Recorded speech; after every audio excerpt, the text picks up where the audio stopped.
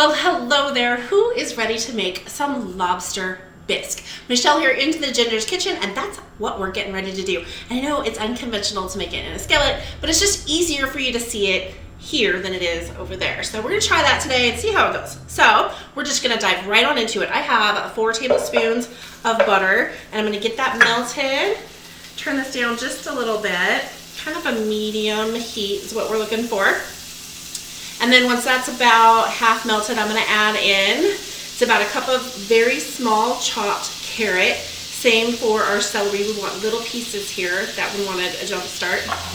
And then I have 1 large shallot also diced, and that is what we start with. Okay, so I'm gonna go ahead and get this in there. And then we're gonna add our shallot. And I like to use shallots in place of yellow onions sometimes. It's a little sweeter. I think it has a little better flavor sometimes. It's personal preference. If you don't want to use shallots or your store doesn't have any, just use a small yellow onion in place. It's fine. We're going to give that a stir to coat the veggies with the butter. And then I'm going to go ahead and sprinkle on, it's 1 teaspoon herbs de Provence, and that's just kind of an herb blend. It's got thyme and things like that in there. So that's going to go, we want it to cook down so the vegetables are cooked all the way through. So 8 to 10 minutes is what we're going to go. I want them really cooked because bisque is supposed to be a little smoother and less chunky.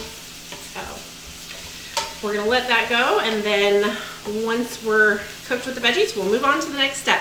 In the meantime, let's talk about our lobster.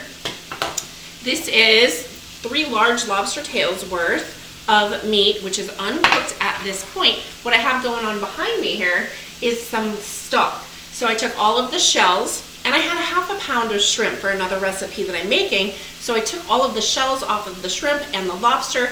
There is 6 cups of water there. I brought it to a boil, and then I'm gonna simmer it. You can do as little as 15 minutes. I want it to go for an hour. So while that's been going for about a ½ hour, so by the time this is done, it's gonna be nice and flavorful. All right, so now that these are cooked down almost all the way, I'm gonna take my 4 cloves of garlic and smash those in there. You can finely mince these if you don't have a garlic press. Oops.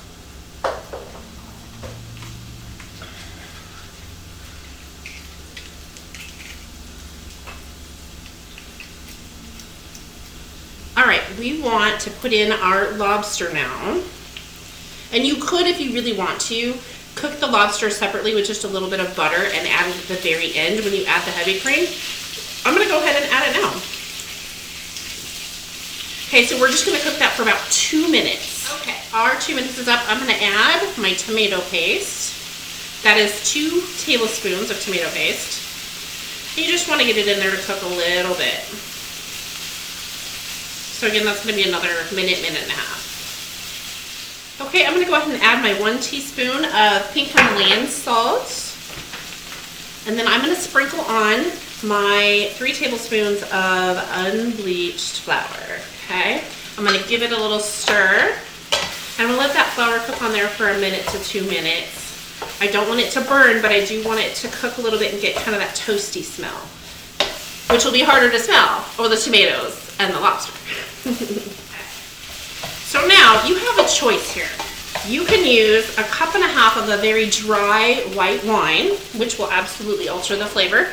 And some people really like that. Sometimes I do, but I'm just really not in the mood for that flavor today. So I'm just gonna use about a cup and a half of water, and I just wanna get it in here and give it a stir and get everything mixed together. I'll let that simmer for a minute. And then we're gonna grab our broth over here and pour it in here over a fine mesh sieve to keep the shells separated.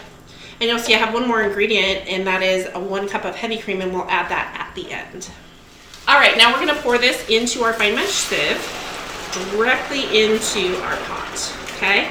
And we just wanna get all of that drained out without the shells going in. Okay, just let it drip for a minute. Okay, we're gonna get this down. We want it to go to a low boil and then a simmer, or up to 30 minutes. And then we'll add our heavy cream. All right, this has cooked down some. And now, the next thing we need to do If you're doing this in a deeper pot, you can use an immersion blender, but because I'm using this, it would just splatter everywhere. So I'm gonna carefully get it into my blender, and we're gonna puree all of this. Now, a couple notes.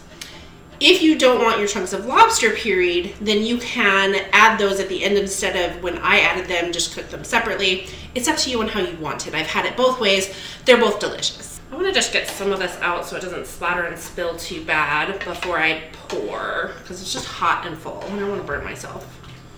Wouldn't be the first time though, would it? All right, so I'm gonna put this on pulse mode, and carefully, this is hot, so you don't want it to come bubbling out and burn you like I've already done once. And I'm just gonna pulse it to get it pureed. Ooh, that's good.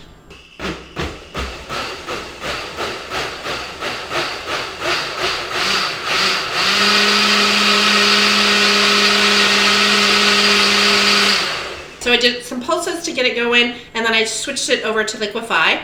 And the next step is to add the heavy cream and heat it back up. Now, if you're making this for later, go ahead and just stop here and put this away the way that it is. When you go to reheat it, heat it very slowly on like a low, like medium low, low. Once that's heated, then add in your cream. It'll be delicious and ready to go. So I'm gonna take this lid off that is piping hot, pour it into my pot, nice and smooth. Okay, bisque is smooth. All right, and I'm gonna go ahead and pour in my cream, and it just needs to get the cream hot, which if the soup is still really hot, you might not even need to heat it back up. So, stir that up.